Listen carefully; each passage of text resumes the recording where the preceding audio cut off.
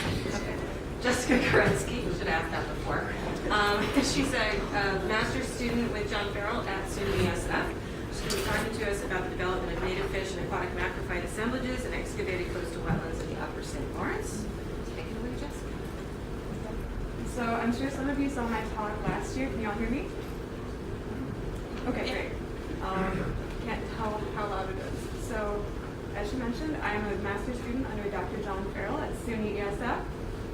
My work focuses on 4 excavations that took place between 2010 and 2014 in the upper St. Lawrence River. I guess to preface all of this, these weren't seeded. Nothing was done with them past the excavation process in terms of aquatic habitat. So before I dive right into that, just want to throw that out there. So the St. Lawrence River has faced a number of challenges over the past 50 years. Just to put it in perspective, the system has been regulated as part of the St. Lawrence Seaway, so we have a lot of shipping traffic. Effectively, the water levels of this region have been compressed to nearly half of their natural fluctuations. So we're not seeing large-scale flooding or drying periods outside of larger climactic shifts. So you're not getting the normal flooding and drying periods you would get that would maintain healthy wetlands. This is a problem because cattail has begun to fill in some of our coastal embayments. We have a very aggressive hybrid cattail in the region. It grows very prolifically. It's migrated both upslope, so into meadow marsh areas preferred by northern pike for spawning, and downslope somewhat, so filling in the edges of these coastal bays. So beginning in 2017, Plan 2014 was put into effect. So this effectively broadened the scale of natural fluctuations, well, not so much natural fluctuations in the system. So we'd have periods where waters would be lower and waters would be higher. Fortunately, 2017 was a great year for testing that. So I'll explain some of the challenges we faced on that aspect. So yeah, we're hoping that these natural fluctuations will be a more long-term solution to the expansion of cattail in this region. So here's basically one of our favorite sites to demonstrate this slow filling in. The seaway was effectively completed. The Robert Moses Saunders Dam at Messina to Cornwall, Ontario was completed in the late 50s. So since that point, water levels have effectively been fairly stable. And again, as a result of that, cattail has been able to expand. So how can we kind of mitigate these issues more rapidly? In this region, wetland excavation has been pretty crucial. So this has become one of our big restoration toolkit options. We did 2 types of excavations: narrow channels that connect 2 coastal bays that are immediately adjacent, serving as fish passage. Effectively, the goal is to increase fish habitat. The other way we've done this is pothole complexes, such as the one in Point Vivian here. This is one of our larger scale projects. So some of these might be in a wetland the size of this room. Others might be several acres of wetlands. So what we're hoping to see is fish use of these wetlands, such as northern pike. Oftentimes this fish will run up into flooded wetlands, natural tributaries, but unfortunately with the expansion of cattail, they might not be able to reach their historic spawning grounds. There could be blockages in channels. They might not be able to spawn over their preferred habitat because it's been overrun with cattail. So by providing these shallow areas where fish can spawn with more suitable habitat, hopefully, we hope to see better recruitment of sport fish such as northern pike in the region. So just quick overview of my sites. This is Lake Ontario. Here's the St. Lawrence River. Water flows this way for those of you that are wondering. So I looked at 5 different sites. So my 2 channel sites were excavated in 2010. Point Vivian was excavated in 2 phases, 2012, 2013, and Ferguson's Cove is our most recent excavation, which was completed in 2014. So we've had a number of wonderful partners that we've collaborated with over the past few years. Fish and Wildlife Service was responsible for our channel excavations, and partnerships with Ducks Unlimited and local landowners were responsible for our pothole excavations. So I really like this quote relevant to what we're doing. We're hoping to see results that are comparable to what's already present in the river. We want to essentially strive for what they have been using that's been working. If things don't kind of align with what's already there, will fish use it? Yes or no? Who knows? So we want things to kind of go along with the natural order. So to assess these wetlands and the development of both fish and aquatic macrophyte assemblages, and in that regard, I'm pretty much focusing on your submersed aquatic vegetation and some of the floating vegetation. I set up a series of transects in each of these wetlands and essentially looked at the transition from cattail mats into the fully aquatic, permanently flooded portions of these wetlands. But since I'm talking about fish habitat, I'm really only going to focus on these four. Outside of 2017, upper two were not flooded, so fish are not going to be utilizing them. I did do some sampling in bays. We pull seines in so many different sites every single year as part of the long-term data set sample collection at the Thousand Islands Biological Station. So I've also integrated some of our bay data into my analyses. Getting into the good stuff, sampling for fish. So my data were collected between 2016 and 2018.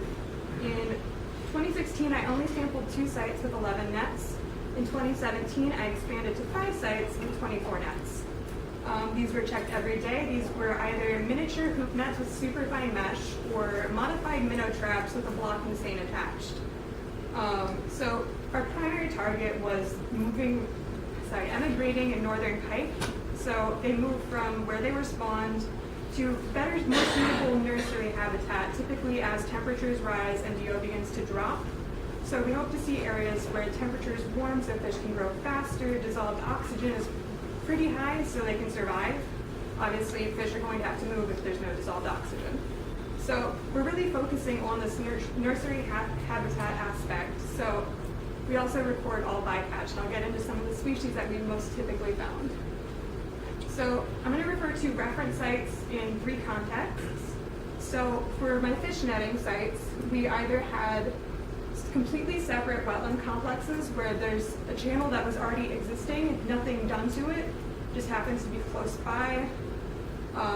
Coastal bays are typically what I refer to for vegetation. I was not able to sample some of these little tiny tributaries. And for certain sites, there were actually existing little tiny channels before the excavation that we were able to sample during these projects. So just as baseline data. So what did we find? Well, unfortunately, the 3 years I sampled couldn't have been more different in terms of water level. So 2016, I couldn't find the water. 2017, there was way too much water. I actually watched carp spawning in this road. So that was a new one. There were fish roadkill.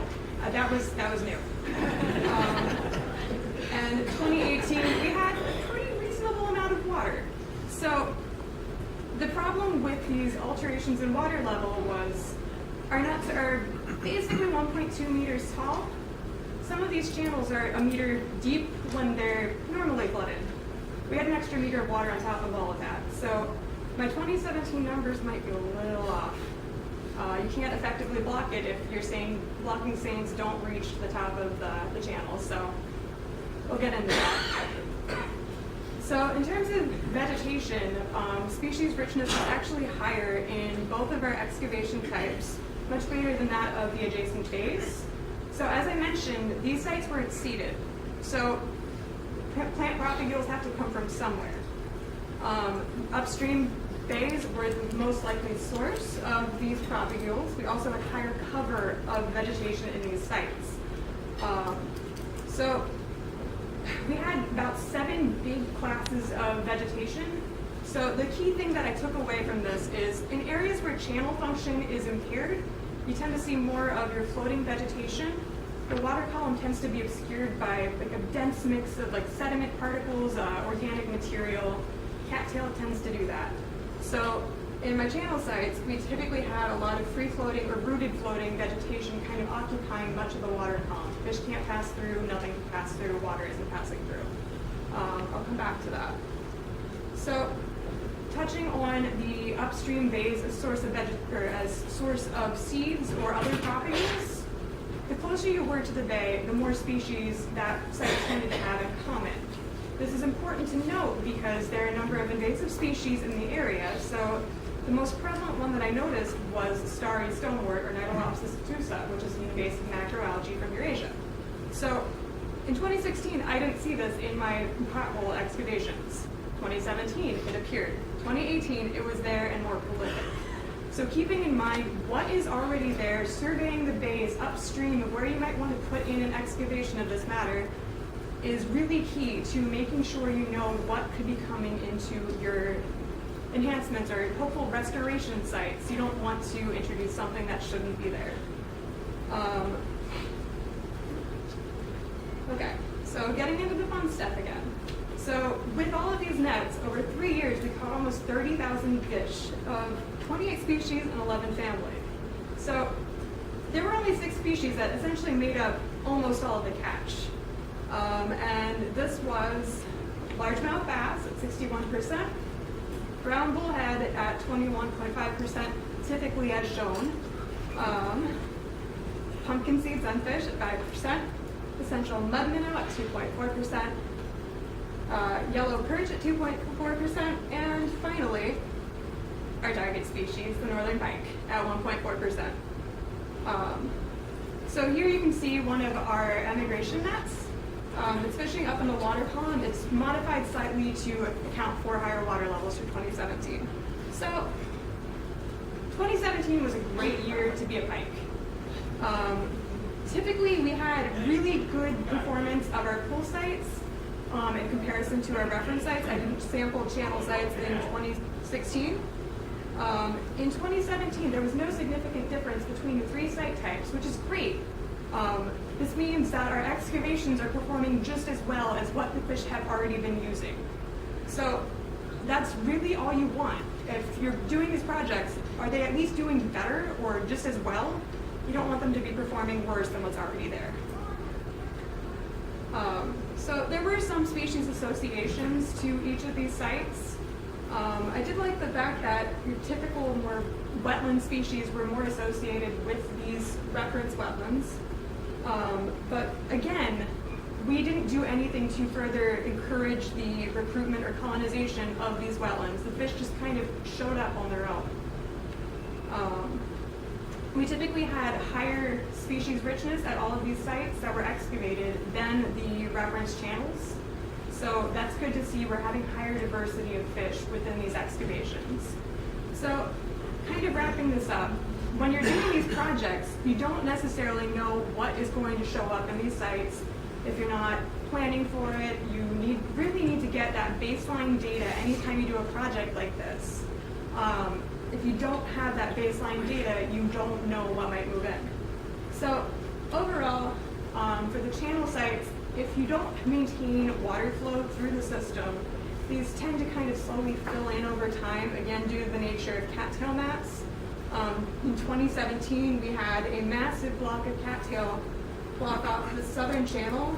The upper channel maintained itself beautifully for almost 10 years, 3 feet wide, 3 feet deep.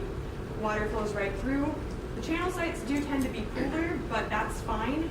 They're not necessarily serving as long-term habitat. They're essentially linking 2 of these bigger coastal bays that are warmer anyways.